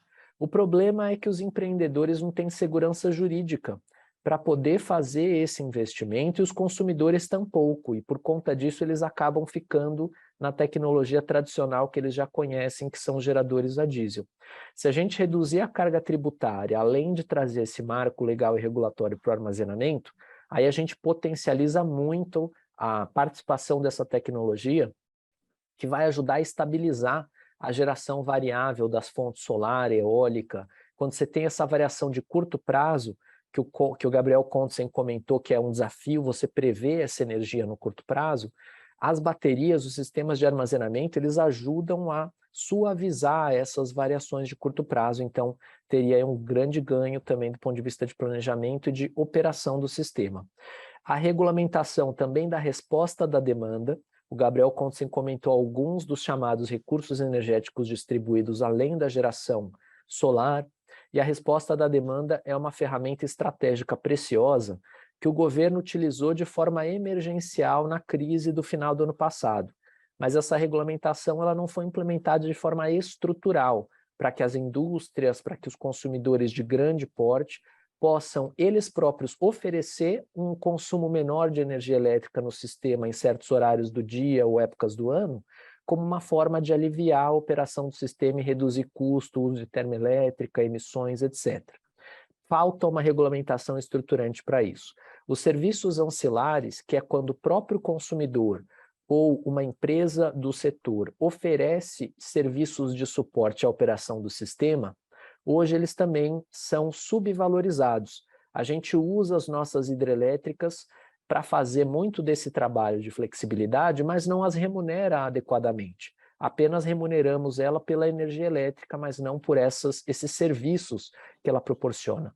Se a gente remunerar esses serviços, não só teremos uma força maior para essas hidrelétricas que já estão existentes no Brasil com reservatório, mas abriremos espaço para outras tecnologias de armazenamento, como as baterias e outras várias possíveis, armazenamento gravitacional, armazenamento químico, armazenamento por pressão e outras, hidrogênio verde, possam mostrar caminhos e soluções. Então, falta também esse lado. A eletromobilidade, se nós acelerarmos a eletromobilidade, a gente cria mais demanda para o setor elétrico, suprimento de energia elétrica que vai ser necessário, substituindo o consumo de combustíveis fósseis, que tem preço aí muito difícil de prever, né? Então, a gente traz mais estabilidade, menos emissão, mais sustentabilidade para os transportes, para a logística. As usinas híbridas, elas foram recentemente regulamentadas, queria só citar isso porque a gente acabou passando por tanta coisa que não teve tempo de falar. Então, temos aqui uma grande oportunidade. E, por fim, que as fontes renováveis e o armazenamento possam também ofertar para o sistema não só energia, mas capacidade, potência. Porque em outros países isso já começa a ser feito. Você combina solar, eólica, armazenamento e você oferta sistema firme para ajudar a operação do sistema. Então são algumas das propostas aqui, potência também como um atributo que as renováveis possam trazer. Obrigado. Obrigado, Gabriel. Obrigado, Rodrigo, também pelos esclarecimentos e os apontamentos de aperfeiçoamentos, né, e desafios que temos aí pela frente. Bom, a gente tem uma outra questão que surgiu aqui e que está evidente que o potencial e a inserção é inexorável, a fotovoltaica participará da matriz, todos os estudos favoráveis, então é uma coisa que está acontecendo e seguirá adiante. Mas uma coisa que vem em discussão é que a solar fotovoltaica no Brasil, ela começou nos anos 80 em aplicação rural, quando era bem cara. Então, a parcela mais pobre da população era o que utilizava a energia solar fotovoltaica. Agora que a energia solar é tão barata e um custo no sistema para atender a população não assistida, seja populações tradicionais, como indígena, quilombolas, e não se está fazendo nenhum esforço, ou pelo menos não há um movimento de atualização regulatória e de incentivos, como aconteceu com a 482. A 482 foi publicada em 2012, e no mesmo ano de 2012 foi publicada a 493, que regulamentava os sistemas individuais de geração com fontes intermitentes e também os microsistemas isolados de geração, né, para sistemas isolados. Gostaria, tem várias perguntas que juntaram, de ver a opinião de vocês, o que falta, qual é o cenário do fotovoltaico, que é a inserção na matriz, para atendimento isolado, seja desafios e barreiras, e como a AB Solar vê isso e como a EPE está vendo o atendimento desse segmento. Excelente pergunta, professor Zilis. Eu vou começar dessa vez aqui as respostas, se o Consen permitir. Primeiro falando que você está coberto de razão, que nós precisamos dar uma atenção e um foco para essa parcela da população e da nossa sociedade que precisa ser incluída, não só porque a energia elétrica é promotora, e a gente sabe disso do professor Goldenberg, de desenvolvimento, ele escreveu um livro sobre o tema, inclusive, mas porque a energia elétrica ela pode ser combinada com tecnologia da informação, ela pode ser combinada com outras tecnologias digitais para trazer conhecimento, educação, saúde e oportunidade de emprego para que as pessoas de qualquer lugar que elas estejam no nosso território que é continental tenham condições de produzir, de viver com qualidade, de se desenvolver sem ter que se mudar para um centro urbano. E nesse sentido, eu queria destacar 2 programas. Um programa que é o programa Mais Luz para a Amazônia, um programa que está previsto agora para os próximos anos, já foi postergado para os próximos anos, e que é um programa de suporte à universalização do acesso à energia elétrica nos estados da região amazônica, são 9 estados. Ele tem uma previsão de 220 mil consumidores, unidades consumidoras, ou famílias, melhor dizendo, que vão ser energizadas, vão receber energia elétrica a partir de fontes renováveis, não mais geradores a diesel. A solar vai ter um papel pivotal, estratégico, por conta da competitividade dela nesse processo. Esse programa ele tem um orçamento previsto da ordem de 8 a 13 bilhões de reais. E eu, na última feira Intersolar, que foi há um mês mais ou menos que a feira aconteceu, eu conversava com alguns associados nossos que ajudaram a levar contribuições da AB Solar para aprimoramento das resoluções que versavam sobre esse tema. As resoluções foram consolidadas na Resolução 1000, quer dizer, essas antigas agora deixaram de existir a nomenclatura, tudo foi trazido para a Resolução 1000. Houve melhorias importantes, mas há espaço de aprimoramento. Então, acho que a gente tem uma lição de casa regulatória para fazer, e eu já aproveito a sua experiência e referência no assunto para pedir o seu apoio, para que a gente possa juntos trabalhar nesses aprimoramentos em cima da Resolução 1000, né? Para que a gente consiga avançar com esses sistemas individuais e também mini-redes, coletivos que são utilizados na região. O segundo programa que eu citaria, agora é pensando na população de baixa renda, mas conectada à rede, é o programa Casa Verde Amarela. Esse programa tem estabelecido na sua lei a possibilidade do uso da energia solar, geração fotovoltaica, para reduzir a conta dos consumidores de baixa renda, essa população vulnerável que recebe essas casas, né, em até 70%, 80% aproximadamente, é o que se consegue reduzir, porque o resto é aquela conta, aquele consumo mínimo. A Lei 14.300 de 2022, ela vai permitir a gente reduzir ainda mais essa conta, porque a lei tem um programa social que prevê a possibilidade das distribuidoras usarem recurso de eficiência energética para essa funcionalidade, essa função social. Então, eu diria que a gente tem um caminho importante para seguir, os desafios são grandes nessa frente, e é preciso uma atenção maior do poder público, mas também do lado regulatório e do setor privado que está disposto a trabalhar nesse processo. Obrigado. Oi, Zilis. Eu estava dando uma olhada aqui até no site da EPE sobre os leilões de sistemas isolados, né? Algo que a EPE tem feito nos últimos anos, já que a fonte fotovoltaica parece ser tão barata, tão competitiva, né?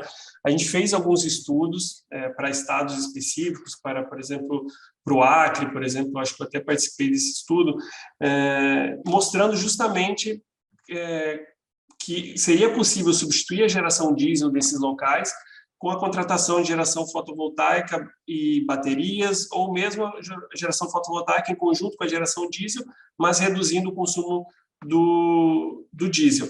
E aí a gente mostrou nesses estudos que realmente ela é uma solução competitiva, mas quando a gente fez os leilões, eu acho que a geração diesel ainda continua sendo a fonte que acaba ganhando nesses certames. Então, aí eu volto àquela questão institucional, né? Às vezes é questão mesmo de cultura, os empreendedores não estão olhando tanto para esse mercado de sistemas isolados, ou então você tem os empreendedores do outro lado, né, de geração diesel, ali, obviamente, lutando para tentar conseguir manter esse mercado nessas regiões. E então, eu acho que, tecnicamente, como a gente já discutiu aqui, e você comentou isso, a gente já tem isso desde a década de 80, já é uma questão superada.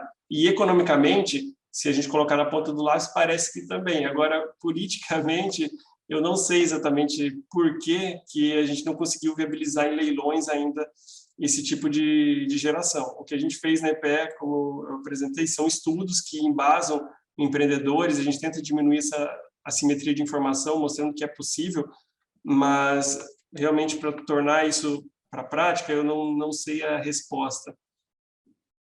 Obrigado, Gabriel. Eu passo a palavra ao professor Cláudio Schom, que está com a mão levantada para se dirigir diretamente aos palestrantes.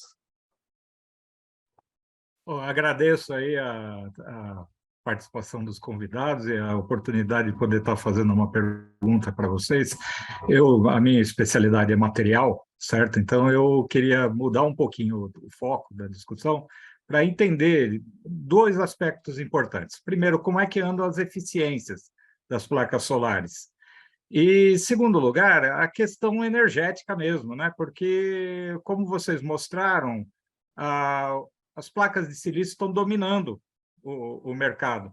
E silício demanda muita energia na fabricação, principalmente o silício monocristalino, que ainda tem a fase de crescimento do Czochralski.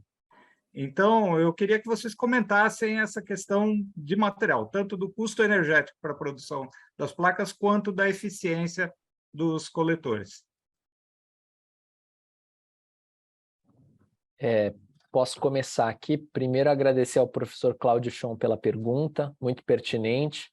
Um prazer ter aí um especialista de materiais entre nós. O meu doutorado foi em engenharia de materiais, então é sempre um gosto. Eu estou encaminhando aqui no nosso chat, vou compartilhar minha tela rapidamente aqui para que todos que não tenham acesso ao chat possam ver também. Essa daqui é a planilha, o link pode ficar disponível para vocês na sequência.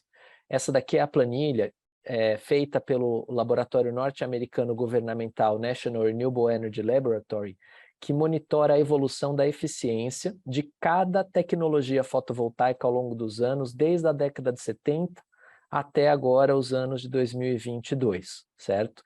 E aqui a gente pode ver, olha que interessante, a evolução que cada uma dessas tecnologias subdividida por cor e também de acordo com quadrado, triângulo, preenchido, vazio, bola, o subtipo de tecnologia, né? Como é que está evoluindo a eficiência delas ao longo do tempo. Então, professor, olha que interessante, os equipamentos mais eficientes que a gente tem no mercado, eles chegam a converter 47% da energia, da radiação solar em energia elétrica, é um valor gigantesco. Mas esses equipamentos, eles são equipamentos altamente complexos, com várias camadas, é o que a gente chama de uma célula fotovoltaica multijunção, e caros, né? Aonde que se utiliza esse tipo de tecnologia? Aplicações espaciais é um bom exemplo, porque o preço lá é pouco representativo e é muito mais importante você ter peso pequeno do que você ter um equipamento barato, mas que você vai ter que levar muitos desses equipamentos para gerar energia. Então lá, a racionalidade econômica é diferente do que a gente pensaria no mercado de escala aqui da Terra. Por outro lado, os equipamentos utilizados em terra, a maioria deles, conforme a gente viu o Gabriel Kontsen comentar dos leilões, são da tecnologia de silício cristalino. Veja a evolução. Lá na década de 70, um módulo de silício cristalino estava na faixa de 12% a 14% de eficiência. Hoje, esses módulos e as células líderes, aqui são as células, chegam a 27%, quase 28%. Então, a gente pode dizer que a eficiência em um período aí de menos de 50 anos, por volta de 50 anos, dobrou para os equipamentos mais comuns de mercado, né? Hoje, uma residência, é habitual ela instalar um módulo que tem uma eficiência da ordem de 20%, 21%, 22%. Então, é uma evolução bastante grande nesse período. Fora isso, as outras tecnologias emergentes, olha que interessante, elas chegaram a ter eficiências abaixo, algumas delas conseguiram chegar perto dessa faixa de 20 e poucos, 25%, 30%, outras estão crescendo mais rápido historicamente a eficiência, quer dizer, a inclinação dessa curva, né? Ela está mais íngreme, a gente percebe que o crescimento ele avança num prazo menor de tempo, saindo ali de 4%, chegando até por volta de 18%, perto de 20%, mas essas tecnologias ainda não ganharam maturidade comercial. Não tem escala, não tem preço, às vezes não tem durabilidade, como uma célula de silício que dura indeterminada, né, e o módulo tem 25 a 30 anos de garantia. Então, aqui para fazer só um apanhado um pouquinho dessa evolução, e esse material acho que vale a pena para os acadêmicos que gostam de acompanhar o assunto, conhecer um pouquinho mais de perto. Oi, se eu puder contribuir, a questão do gasto energético, né, que o Cláudio comentou, faz um tempo que eu não vi um estudo sobre isso, mas até, sei lá, uns 4, 5 anos que a gente estudava mais a fundo, eu lembro que o Energy Payback Time dessa tecnologia é em torno de 3 a 5 anos no máximo. Então, mesmo tendo um gasto, que você comentou, elevado para a produção, refino desse silício, como esses equipamentos eles geram energia por 25 anos, 30 anos, aqui o Rodrigo considerou 1,7 anos, né? Realmente, dependendo da tecnologia e do local que você está gerando energia, como o Brasil tem uma irradiação elevada, esse Energy Payback Time é menor ainda. Então, em pouco tempo, você consegue recuperar esse gasto energético na produção e você vai ter aí de 25 a 30 anos para gerar energia. Sobre a eficiência, esse gráfico do NREL é clássico, né, esse acompanhamento deles, lembrando que isso é eficiência de célula e em laboratório, né? Quando a gente vai para a prática, módulos comerciais, esses módulos monocristalinos, eu imagino que esteja na faixa aí de 21%, algo nessa faixa de módulos assim de prateleira que estão sendo instalados no Brasil. E lembrar também que tem aquele limite teórico, né, de células cristalinas de silício, que, se eu não me engano, está na faixa de 30%. Então, se a gente viu o laboratório, isso está na faixa de 27%, a gente está próximo de atingir esse limite. Então, na minha visão, a gente não tem tanto espaço assim para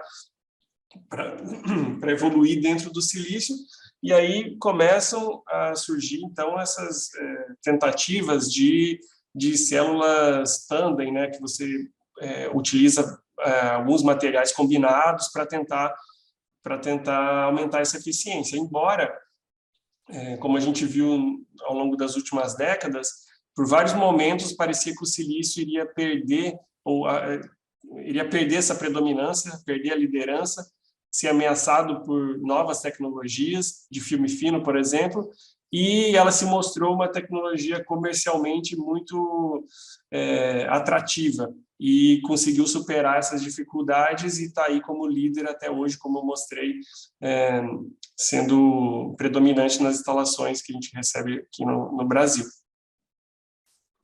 Obrigado, Gabriel, né, comentar realmente o Energy Payback Time está em torno de 1 ano e meio, 1,7 anos aqui para nossos níveis de radiação, então é um payback importantíssimo, né? Então, para o fotovoltaico, sobretudo que nós temos dispositivos funcionando mais de 30 anos, inclusive aqui na cidade universitária, né? Mas a questão, acho que traz para a tecnologia fotovoltaica e que vai começar em discussão, é inexorável a dominância do silício nos próximos anos, até pela abundância que se tem e a redução do processo Siemens de purificação, que está consumindo menos energia, é que a maior parte do silício hoje que está sendo utilizado em células solares, a energia elétrica necessária para a sua produção vem da queima do carvão, né?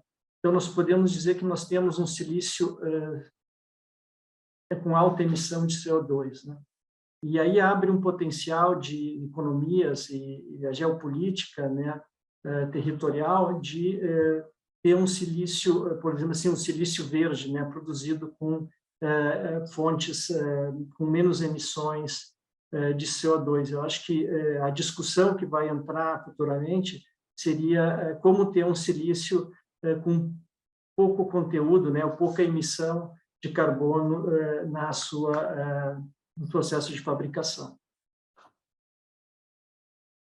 Bom, pessoal, nós estamos chegando já no tempo, estouramos o tempo que nós tínhamos. Antes de passar a palavra à coordenadora, que é a professora Suani, para encerrar a discussão, eu deixaria, na ordem de começaram as apresentações, né, o Rodrigo Sawaia, depois o Gabriel, para as considerações finais, e deixando a professora Suani para encerrar esse seminário. E aproveito para agradecer aos colegas, Rodrigo e Gabriel, por prontificarem a estar aqui conosco. Muito obrigado.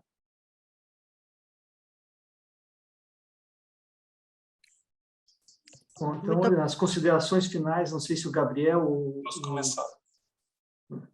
Então, novamente, obrigado pelo convite. Eu queria reforçar o que eu comentei na apresentação, dessa importância de integração entre academia e planejamento. É muito benéfico receber contribuições da academia e da sociedade de um modo geral, mas a academia acho que é um local de grande conhecimento, né? Então, com certeza é benéfico esse tipo de evento, estar participando e poder continuar também com essa interação, sempre bem-vindo.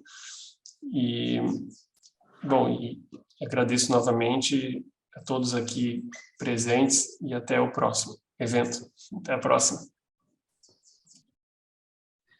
Antes de fazer as minhas considerações finais, professor Zilis, eu queria aproveitar para complementar, porque o tema que o professor Cláudio Chon trouxe, ele é tão relevante e amplo.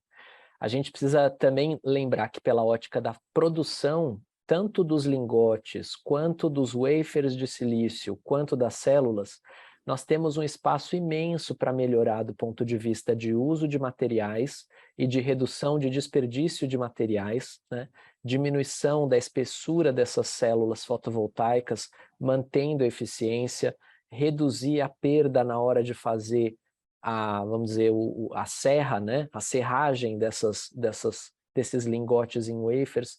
Então tem um espaço muito grande, mesmo que a gente eventualmente chegue no limite teórico da eficiência, ou próximo do limite teórico da eficiência de uma célula monocamada, a gente ainda tem muita coisa para fazer de processo produtivo que nos vai permitir reduzir o preço dessa tecnologia ainda mais.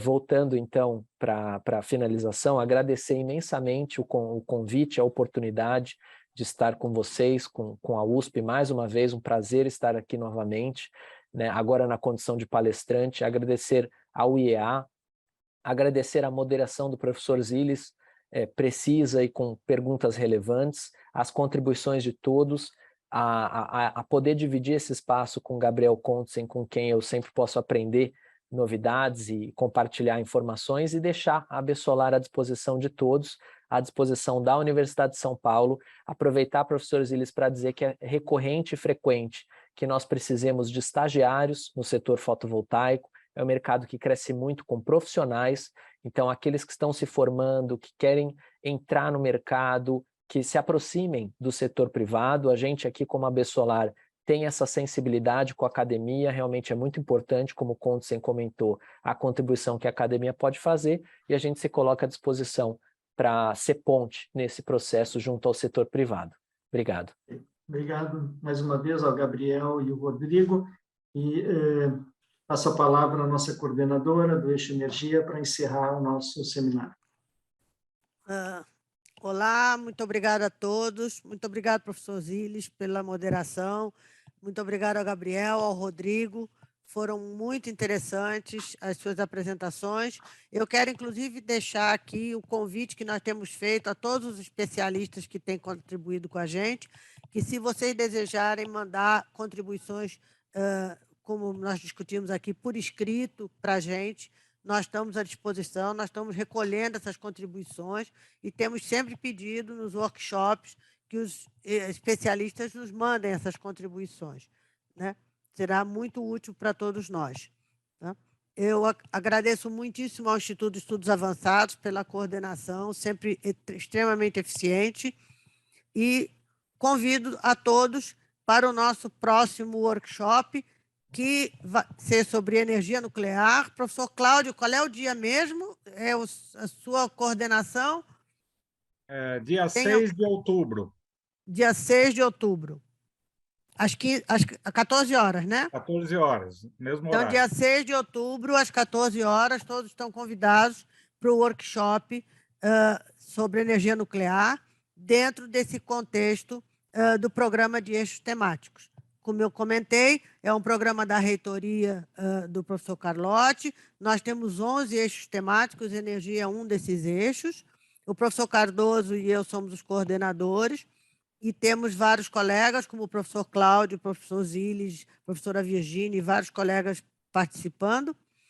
E esperamos também contar com as contribuições dos diferentes especialistas, porque é um tema extremamente amplo e a gente precisa da ajuda de todo mundo.